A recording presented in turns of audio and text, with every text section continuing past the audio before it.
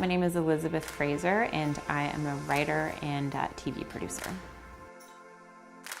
I took kind of a really untraditional path into producing and writing. I'd always wanted to do it. I'd always fancied myself or wanted to be a writer. I started working as a publicist for about, I'd say 10 years or so. And all the while I was writing on the side. And then it was when I had my daughter that I really kind of had this moment of like evaluation of like, I am not sure what I want to do with my life. I definitely don't want to be doing this anymore. And I decided to kind of, throw caution to the wind at probably like the least opportune or the point in my life that made the least amount of sense. And I decided to write, and I sort of started taking baby steps towards writing full time by doing copywriting while I was writing my own scripts and writing my own material. And then I had a really great opportunity 2 years ago to go to the Canadian Film Centre to be part of the Writers Lab, and that was really where things started for me. I knew I had wanted to write for TV and film. I had no idea really how to do it. And I learned really how to write and how to write with other writers and how to collaborate. And that was really my first baby steps into it. And I realized though when I was there that most of the people that I was there with had credits and they had things that they had done prior to going in, and I was really kind of fresh. At that time I really felt like it was kind of a disadvantage.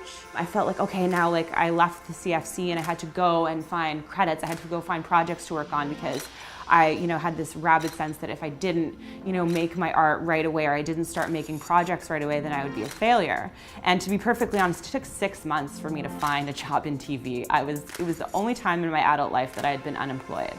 But I figured I've gone 5 years taking all of these gradual steps from starting my own business copywriting to leaving that so that I could write full time to going to the CFC and studying writing at Oxford as well, that I didn't come this far to just quit and stop.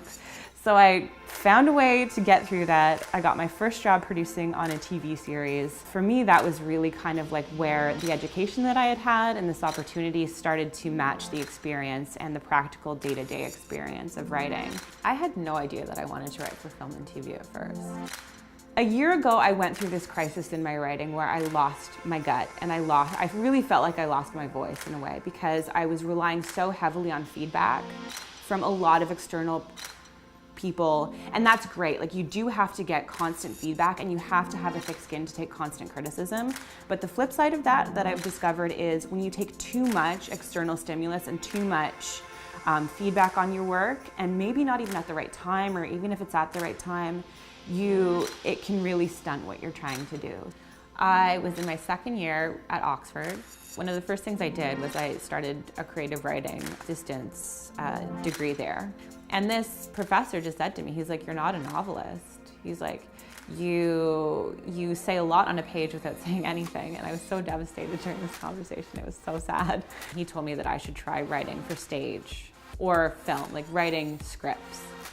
And so now I'm developing my own show. You can't wait for someone to give you permission to do something.